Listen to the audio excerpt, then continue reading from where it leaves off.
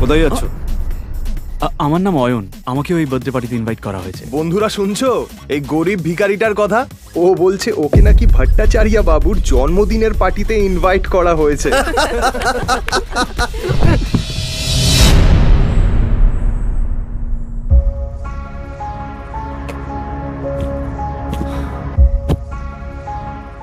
Rusha baby, চলো বাড়ি যাই। বেবি? রুষা, তুমি এই ভিখারিটাকে চেনো নাকি? কই না তো। Who the hell are you? এটা শুনি অয়ন অবাক হয়ে যায়। এর আগেও রুষা অনেকবার অয়নকে অপমান করেছে। রুষা, চলো এবার বাড়ি যাই। এ ভিখারি, বেরো এখান থেকে। সিকিউরিটি, একে ঘাড় ধাক্কা দিয়ে বের করে দাও। ঠিক সেই সময়ই বার্থডে বয় ভট্টাচার্য সেখানে হাজির হয়, আর তার নজর গিয়ে পড়ে অয়নের ওপর। অয়ন তার জন্মদিনে এসেছে এটা দেখে সে অবাক হয়ে যায়। অয়ন রয় চৌধুরী স্যার, আপনি আমার পার্টিতে এসেছেন? আমার তো বিশ্বাসই হচ্ছে না। আপনি আমার পার্টিতে এসেছেন, আমি তো ধন্য হয়ে গেলাম sir. Please please please please please please আসুন স্যার, প্লিজ আসুন। এই দৃশ্যটা দেখা মাত্রই রুষা আর বাকি সবার মাথা খারাপ হয়ে যায়, কিন্তু অয়ন কোনো কথা না বাড়িয়ে ওখান থেকে চুপচাপ বেরিয়ে যায়। বাইরে গিয়ে সে রুষার জন্য অপেক্ষা করতে থাকে। পার্টি শেষ হওয়ার পরে রুষা যখন বেরোয় সে পুরো মাতাল। Sorry sorry.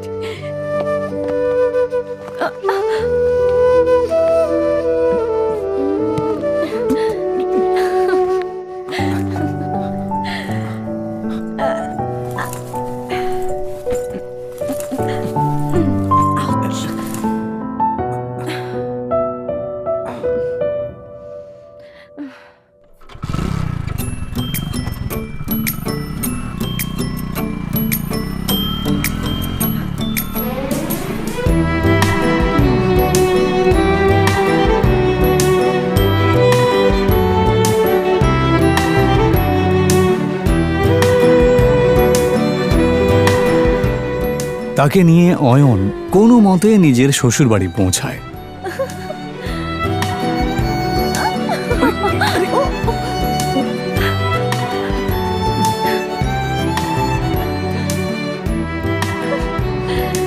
অয়ন শ্বশুর বাড়িতেই ঘর জামাই হয়ে থাকত, আর এই বিষয়টা নিয়ে সবাই ঠাট্টা করত।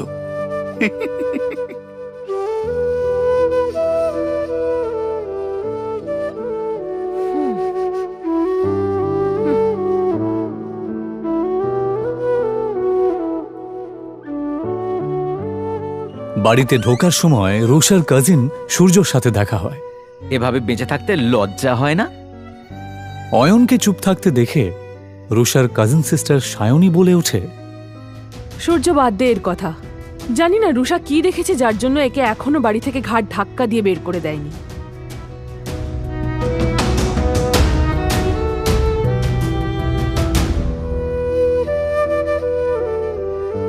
অয়ন প্রায় প্রত্যেক দিনই শ্বশুর বাড়িতে এই ধরনের কথা শুনত।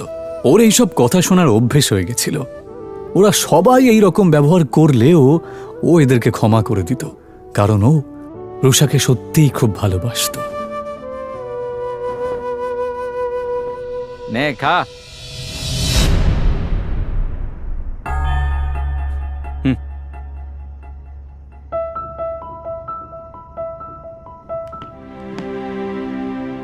ভিখারি কুত্তা কোথাকার। ওর একটাই দুর্বলতা ছিল, যার জন্য ওকে দিনের পর দিন এভাবে অপমান সহ্য করতে হচ্ছিল।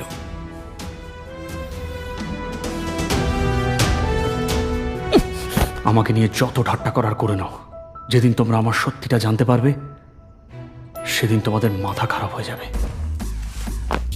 অয়ন আসলে কে সেটা কেউই জানতো না। তবে কেন জানি না অয়ন নিজেও কাউকে কিছু বলতে চাইতো না।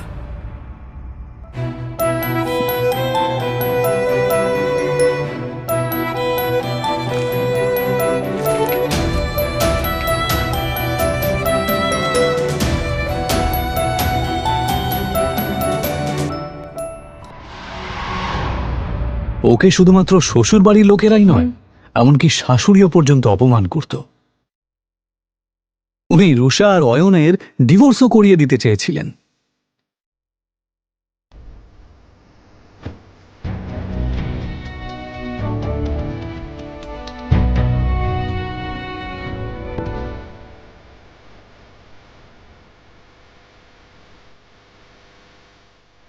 অয়ন, আমি এখন হোটেলে একজনের সাথে দেখা করতে যাচ্ছি।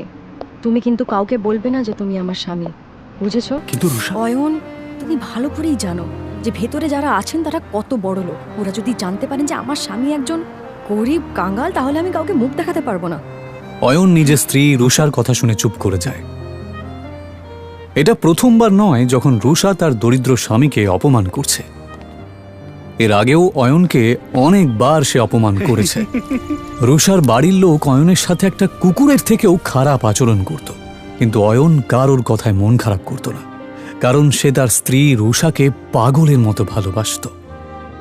আজ রুষা তার ছোটবেলার বন্ধু রূপালী এবং আরও কিছু বড়লোক বন্ধুদের সাথে হোটেলে দেখা করতে যাবার সময় অয়নকে সচেতন করছিল। অয়ন, শেষবারের মতো বলছি, ভেতরে গিয়ে কোনো সিন ক্রিয়েট করবে না। ঠিক আছে, তুমি যা বলবে। হোটেলের ভেতরে বড়লোক বাবার বখাটে সন্তান প্রেম সেন, রাজ বোস এবং পারাস আগরওয়াল বসেছিল। আসলে তারা রূপালীর বন্ধু হলেও রুষাকে দেখার পর এবং তার রূপ দেখার পর অবাক হয়ে যায়। এটা কে রূপালী? এত সুন্দর দেখতে। ও ও আমার বেস্ট ফ্রেন্ড রুষা। অয়নের জামা কাপড় দেখে নাক মুখ মেকিয়ে পারাস জিজ্ঞেস করে, আরে এই সুন্দরীর সাথে বাঁদরটা কে রে? আর ঠিক তখনই অয়ন বলে ওঠে, নমস্কার, আমার নাম অয়ন। আরে হ্যাঁ, মনে পড়েছে, রুষা সিংহ। তার মানে আপনি অয়ন, যার সাথে রুষার বাবা সিদ্ধার্থ সিংহ ওনার মেয়ের বিয়ে দিয়েছেন। কি ঠিক বললাম তো রুষা? প্রেম আর পারাস যেই বুঝতে পারে যে এই গরিব লোকটা আসলে এই সুন্দরী মেয়েটার স্বামী, তখন রুষাও তাদের সাথে আর ফ্লার্ট করতে পারে না। কিন্তু তারপর তারা তিনজনে মিলে অয়নের দারিদ্রতা নিয়ে ঠাট্টা করতে থাকে। আচ্ছা অয়ন দাদা, আমি শুনেছি আপনি নাকি একটা ব্যাংকে চাকরি করেন। তা কত টাকা স্যালারি পান?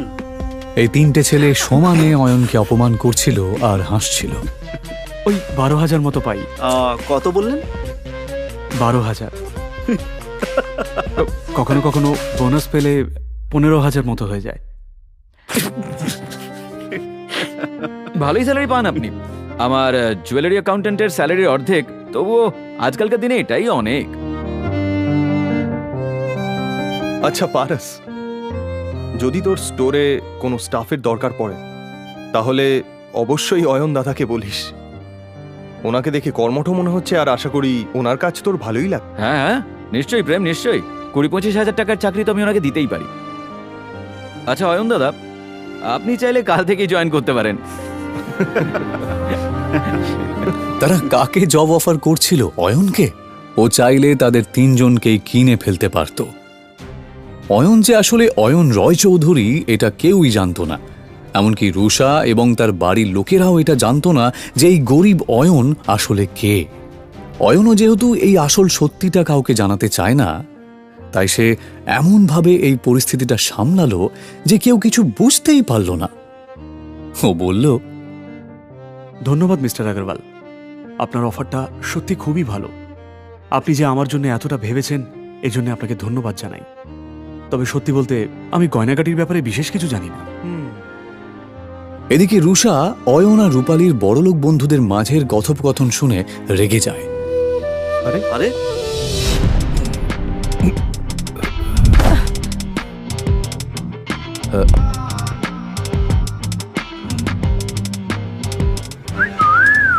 ওই লোকটার মুখ থেকে প্রচন্ড পরিমাণে মদের গন্ধ বেরোচ্ছিল।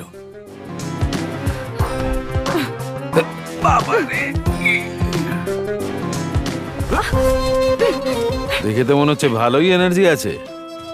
অসভ্য লোক, তোর সাহস কি করে হয় আমার সাথে সব কথা বলার? ছেড়ে দাও আমাকে। এই দাঁড়া দাঁড়া বলছি। কি বললি?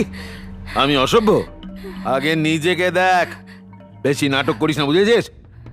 ছেড়ে দে আমাকে। রুষা এবার কোনো কিছু না ভেবে লোকটার গালে একটা সপাটে চড় মেরে দেয়। স্যার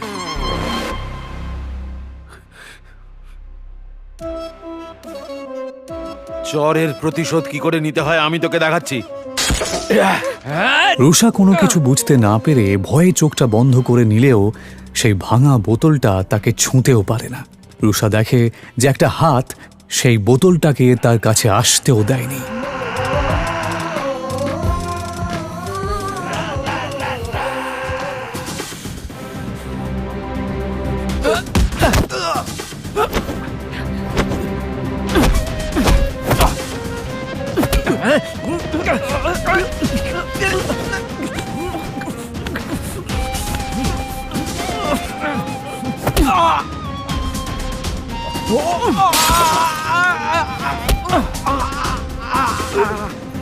নেশার চোটে তোর মাথা খারাপ হয়ে গেছে।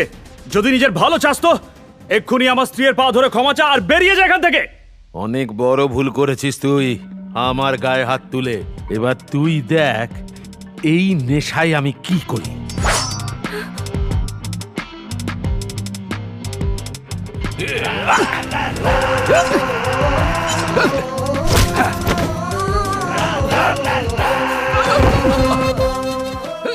অয়নের এই আচরণ দেখে রুষা অবাক হয়ে যাচ্ছিল।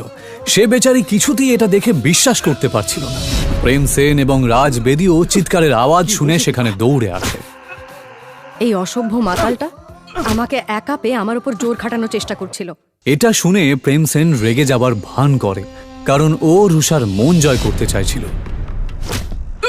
আর এই জন্যই সে পুরো বিষয়টা সামলানোর দায়িত্ব নিয়ে নেয়। আর নেবে নাই বা কেন?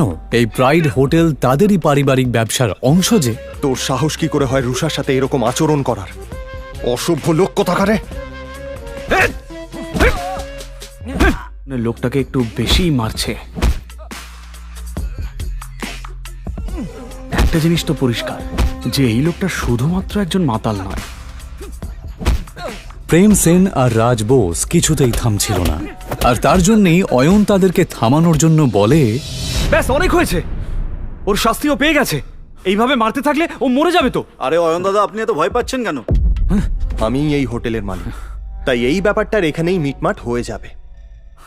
একটা বোকা ভীতু লোক। অয়নের ওপর রুষার প্রচন্ড রাগ হচ্ছিল। রুষা প্রেম সেন আর রাজ বেদির দিকে তাকিয়ে বলল, এবার বাদ দাও, ছেড়ে দাও ওকে।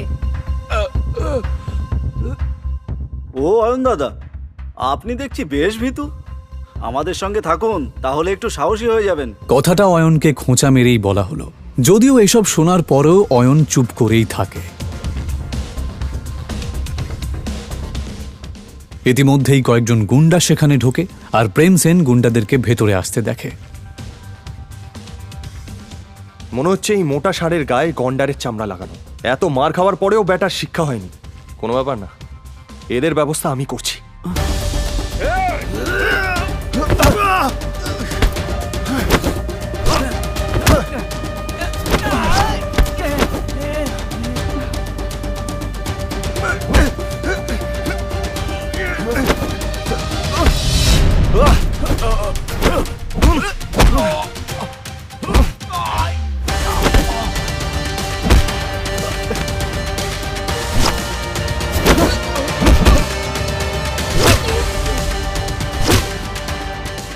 প্রেম সেন ভালোই মারপিট করতে জানতো, কারণ ও কারাটেতে ব্ল্যাক বেল্ট ছিল। এক এক করে প্রেম সেন গজেন্দ্রের সমস্ত সাঙ্গপাঙ্গকে মাটিতে মিশিয়ে দেয়। তোরা হচ্ছিস গুন্ডার নামে কলঙ্ক, বুঝলি? ফাটিয়ে দিয়েছিস ভাই, তোর কোনো জবাব নেই। আমার মনে হয় না ওরা আর উঠতে পারবে বলে। মিস রুষা আর রূপালী, তোমরা ঠিক আছো? প্রেমের প্রশ্নটা শুনে রুষা আর রূপালী তাদের ঘাড় নাড়ল। প্রেম আসলে এসব করছিল রুষার নজর কাড়ার জন্য। যদিও রুষার নজর তখন তার স্বামী অয়নের দিকেই ছিল, সেই অয়ন যে চুপচাপ বসে গুন্ডাদের দিকে তাকিয়েছিল। প্রেম সেন আরও ক্ষিপ্ত হয়ে যায়। ভাই, এবার এদেরকে নিয়ে কি করবি? কাউকে ডাকবো নাকি এদের ব্যবস্থা করার জন্য? আরে তার দরকার পড়বে না, আমার স্টাফ দেখে নেবে। চলো তোমরা বাইরে চলো। পারাস আসলে একটু বাড়তি কথা বলছিল। যদিও সেরকম কিছু করার ক্ষমতা ওর ছিলই না।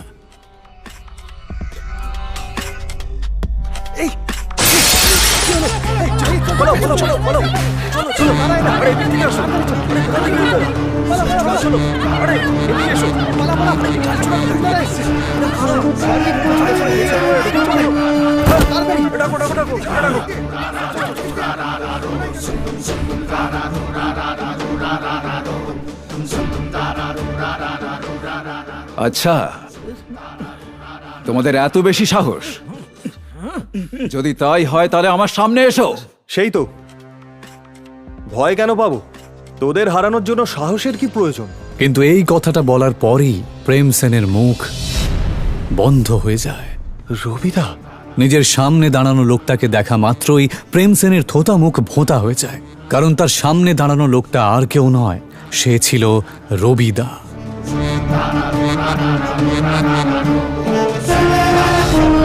তাদের সবার লাল চোখ দেখে এটা বোঝা যাচ্ছিল যে তারা এখানে প্রেম এবং বাকি সবাইকে শেষ করতেই এসেছে।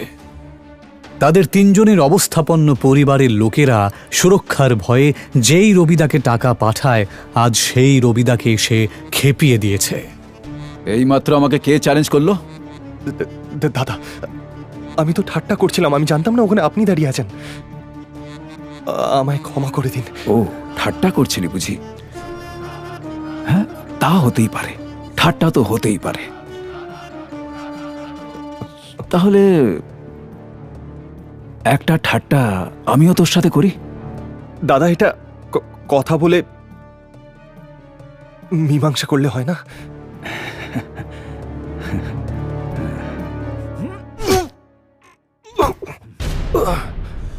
না, দাদা, দাদা,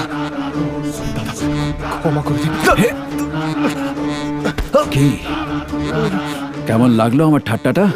এদিকে কারাটেতে ব্ল্যাক বেল্ট পাওয়া প্রেম মেঝেতে শুয়ে নিজের বুকে হাত দিয়ে জোরে চিৎকার করতে লাগলো। পারস আর রাজ এটা দেখে অবাক হয়ে যাচ্ছিল। এসব দেখে ওরাও রবিদার পায়ে পড়ে প্রাণ ভিক্ষা চায়। হাসবি না দাদা।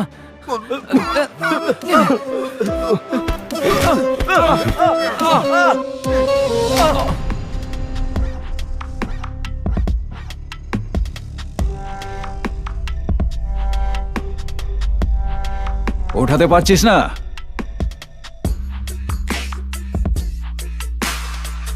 প্লে কর, মার। সবাই এবার চিৎকার করে কাঁদতে লাগে। এইসব দেখে রূপালী আর রুষা ঘাবড়ে যায়। তারা দুজনেই কিছু বুঝতে না পারলেও রূপালী আর রুষা এটা ভালো করেই বুঝতে পারছিল যে এই ছেলেগুলোর জন্যে ওরা অনেক বড় একটা বিপদের মধ্যে পড়েছে। রবিদা নিজের চোখের সামনে এইরকম একটা নাটক দেখে খুব আনন্দ পাচ্ছিল। আমি এটা জানতাম যে ওই মোটা লোকটা শুধুমাত্র একজন মাতাল নয়, কিন্তু এটা আমি দুঃস্বপ্নেও ভাবিনি যে ওই মোটা লোকটা রবির পরিচিত। যাকে রুষাকে যতক্ষণ না কেউ কিছু করছে, আমি এসবের মধ্যে নাক গলাবো না। রবিদা বাকি তিনজনের দিকে না তাকিয়ে শুধুমাত্র এই বড়লোক বাবা মার বেকার তিন সন্তানকে মার খেতে দেখতে থাকে। এক মিনিট, এই শোন। হ্যাঁ দাদা। আগের হাত পা ভাঙবি, তারপরেও যদি এর মুখ বন্ধ না হয়। থামুন থামুন, এবার থামুন, অনেক হয়েছে। রুষা এই কথাটা বলা মাত্রই রবিদা আওয়াজটা যেই দিক থেকে আসছে সেই দিকে তাকায়। তারপর অয়ন রয় চৌধুরী। হতবাক হয়ে যায় সে নিজের চোখকে বিশ্বাসই করতে পারছিল না। সবাই চল এখান থেকে। রবিদার এই কথা শুনে সবাই অবাক হয়ে যায়। হঠাৎ অয়নকে দেখে রবিদা এভাবে পালিয়ে যায় কেন? রবিদা কি এর আগেও অয়নের মুখোমুখি হয়েছে? সে কি ওকে চেনে?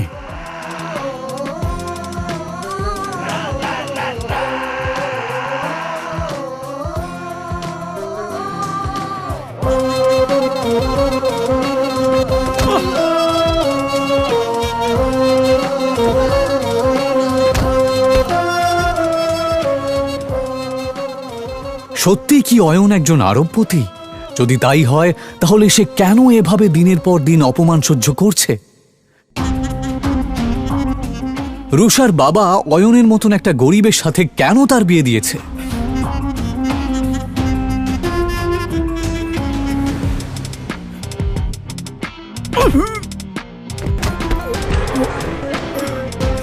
এই সমস্ত প্রশ্নের উত্তর জানতে হলে নিচে দেওয়া লিঙ্কে ক্লিক করে ইনস্টল করুন পকেট এফএম আর ফ্রিতে শুনুন গোটা বিশ্বে শোরগোল ফেলে দেওয়া এই অসাধারণ গল্প সিক্রেট শাহেনশাহ।